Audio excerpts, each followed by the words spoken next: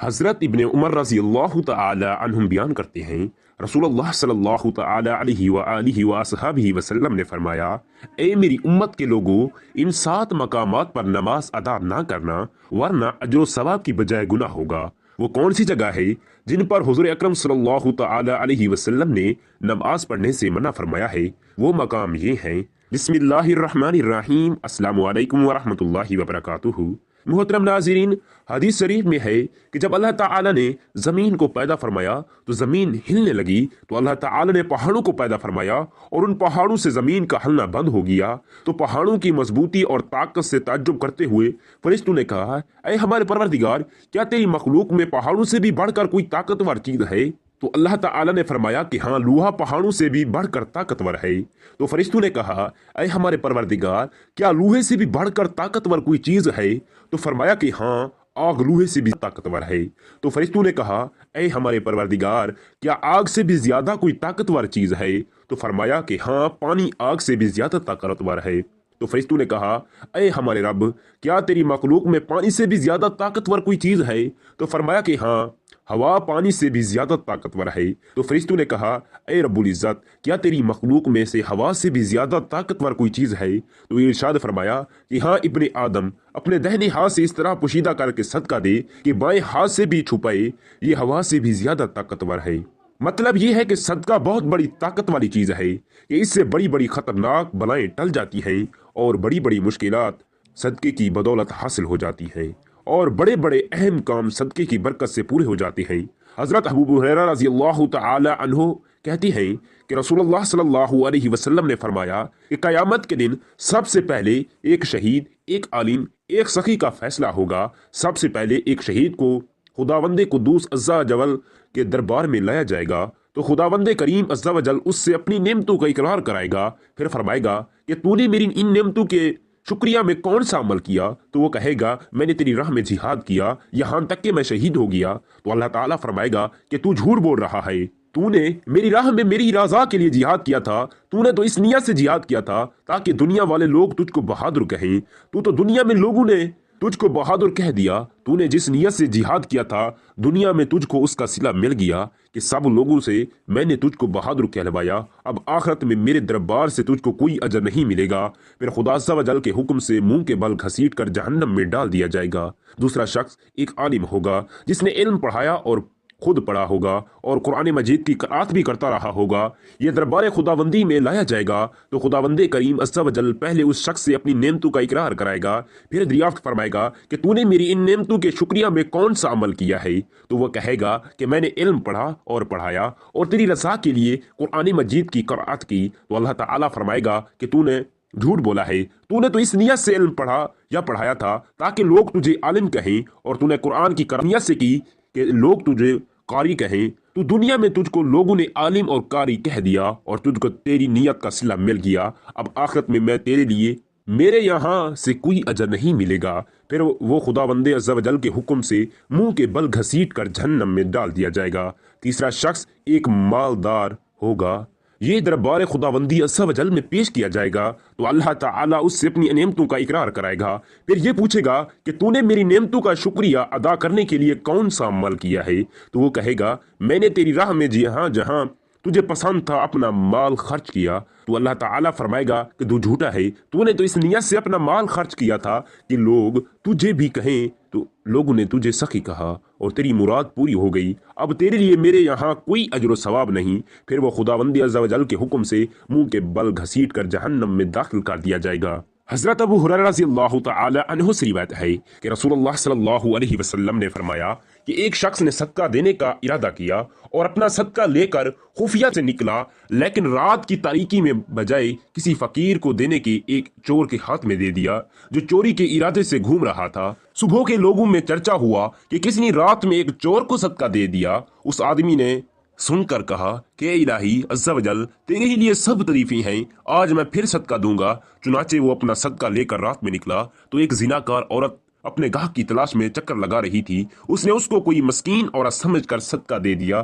फिर सुबह को लोगों में चर्चा हुआ कि रात में कोई शख्स एक जानिया को सदका दे गया। तो उस शख्स ने कहा, ए अल्लाह अज़्ज़ा वजल, तेरे ही लिए सब तारीफी हैं, آج میں پھر صدقہ دوں گا۔ چنانچہ پھر یہ شخص رات میں چھپ کر صدقہ کا مال لے کر چلا تو ایک مالدار شخص رات میں کہیں جا رہا تھا، اس نے اس مالدار کو مسکین سمجھ کر صدقہ دے دیا۔ صبح کو پھر اس چرچا ہوا کہ کوئی شخص رات میں بہت بڑے مالدار کو صدقہ دے کر چلا گیا۔ جب اس نے یہ سنا تو نہایت ہی افسوس کے ساتھ یہ کہا کہ یا اللہ عز و جل، تیری ہی لیے حمد و ثنا، افسوس کہ میرا صدقہ ایک چور، ایک زانیہ، ایک مالدار کے ہاتھ میں پڑ گیا، حالانکہ ہر رات میں اپنا صدقہ ان سبوں کو مسکین سمجھ کر دیتا رہا۔ افسوس، میں رنجیدہ ہوں کہ یہ شخص سو گیا تو خواب میں دیکھا کہ ایک فرشتے نے آ کر یہ کہا کہ تو نے چور کے ہاتھ میں صدقہ دے دیا تو شاید وہ چوری سے بچ جائے اور توبہ کر لے، اور تیرا صدقہ زانیہ کو مل گیا تو شاید وہ زناکاری سے بچ جائے اور توبہ کر لے، اور تو نے مالدار کے ہاتھ میں صدقہ دے دیا تو شاید وہ عبرت حاصل کرے اور خود بھی اپنا مال خدا عز و جل کی راہ میں خرچ کرنے لگے۔ حضرت ابو ہریرہ رضی اللہ تعالی عنہ سے روایت ہے، انہوں نے کہا کہ رسول اللہ صلی اللہ علیہ وسلم نے فرمایا کہ میں تمہیں ایسے کاموں کا راستہ نہ بتاؤں جس سے اللہ تعالیٰ تمہارے گناہوں کو بھی مٹا دے اور تمہارے درجات کو بھی بلند فرما دے۔ صحابہ کرام رضوان اللہ علیہم اجمعین عرض کیا، کیوں نہیں، ایسے عمل کی تو بہت ضرورت ہے۔ تو آپ صلی اللہ علیہ وسلم نے فرمایا کہ تکلیفوں کی باوجود کامل وضو کرنا اور مسجد کی طرف بکثرت قدم رکھنا، ایک نماز کے بعد دوسری نماز کا انتظار کرنا، یہ چیزیں جہاد کے حکم میں ہیں۔ امیر المومنین حضرت عمر فاروق رضی اللہ تعالی عنہ سے روایت ہے کہ رسول اللہ صلی اللہ علیہ وسلم نے فرمایا کہ تم میں سے جو کوئی بھی خوب کامل وضو کرے پھر ان کلمات کو پڑھ لے، اشہد اللہ الہ الا اللہ واشہد ان محمدًا عبدہ ورسولہ، تو اس کے لیے جنت کے 8 دروازے کھل جاتے ہیں کہ وہ جس دروازے سے چاہے جنت میں داخل ہو جائے۔ حضرت ابو ہریرہ رضی اللہ تعالی عنہ سے روایت ہے کہ رسول اللہ صلی اللہ علیہ وسلم نے فرمایا کہ میری امت قیامت کے دن اس حالت میں بلائی جائے گی کہ ان کی پیشانی روشن اور ہاتھ پاؤں وضو کے اثرات سے چمکتے ہوں گے، تو جو اپنی روشنی کو بڑھا سکتا ہو اس کو چاہیے کہ وہ اپنی روشنی کو بڑھائے۔ نماز کس جگہ نہیں پڑھنی چاہیے؟ حضرت ابن عمر رضی اللہ تعالی عنہ بیان کرتے ہیں کہ رسول اللہ صلی اللہ علیہ وسلم نے فرمایا 7 جگہوں پر نماز نہیں پڑھنی چاہیے۔ نمبر 1 کوڑے کرکٹ کے ڈھیر، نمبر 2 ذبح خانہ، نمبر 3 قبرستان، نمبر 4 شارع عام، نمبر 5 حمام، نمبر 6 اونٹوں کے باڑے، نمبر 7 بیت اللہ کی چھت پر نماز پڑھنے سے منع فرمایا۔ حضرت ابن عمر رضی اللہ تعالی عنہ سے روایت ہے کہ رسول عز و جل صلی اللہ علیہ وسلم نے فرمایا کہ کیا تم لوگ جانتے ہو کہ تمہارا رب اللہ تعالیٰ کیا فرماتا ہے؟ اللہ تعالیٰ یہ فرماتا ہے کہ میری عزت اور میری بزرگی کی قسم ہے کہ جو بندہ نماز کو اس کے وقت کے اندر پڑھے گا میں اس کو جنت میں داخل کروں گا، اور جو نماز کو اس کے وقت کے غیر میں پڑھے گا اگر میں چاہوں گا تو اس پر رحم کروں گا اور اگر چاہوں گا تو اس کو عذاب دوں گا۔ حضرت عائشہ صدیقہ رضی اللہ تعالی عنہا سے روایت ہے کہ رسول اکرم صلی اللہ علیہ وسلم نے فرمایا، اللہ عز و جل ارشاد فرماتا ہے، میرے بندے کے لیے مجھ پر یہ عہد ہے کہ اگر وہ نماز کو اس کے وقت کے اندر پڑھے گا تو میں اس کو عذاب نہیں دوں گا اور بلا حساب و کتاب جنت میں داخل کروں گا۔ حضرت ابو ہریرہ رضی اللہ تعالی عنہ روایت کرتے ہیں کہ رسول اکرم صلی اللہ علیہ وسلم نے فرمایا کہ جو شخص خدا کی راہ میں کسی چیز کا ایک جوڑ خرچ کرے تو اس کو جنت میں یہ کہہ کر بلایا جائے گا کہ اے اللہ کے بندے یہ بہترین جگہ ہے۔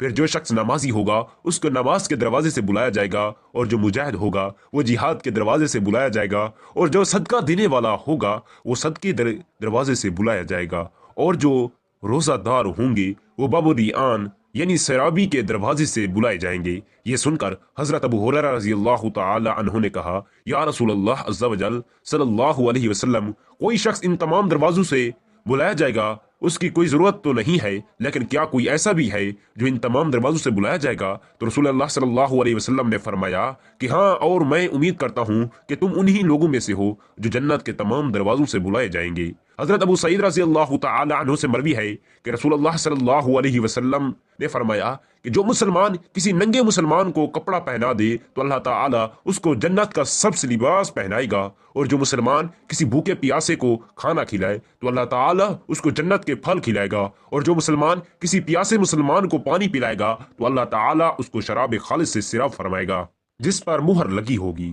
حضرت ابو ہریرہ رضی اللہ تعالی عنہ سے روایت ہے، انہوں نے کہا کہ رسول اللہ صلی اللہ علیہ وسلم نے فرمایا کہ ایک زناکار عورت ایک کتے کے پاس سے گزری جو ایک کنویں کے منہ پر زبان نکالے ہوئے تھا اور قریب تھا کہ پیاس اس کو مار ڈالے، تو اس عورت نے اپنے چرمی موزہ اتارا اور اس کو اپنی اوڑھنی میں باندھ کر اس سے پانی نکال کر کتے کو پلا دیا، بس اسی سبب سے اس کی مغفرت ہو۔ اس نے عرض کیا کہ کیا چپائیوں کے ساتھ بھلائی کرنے میں ہمارے لیے اجر ہے؟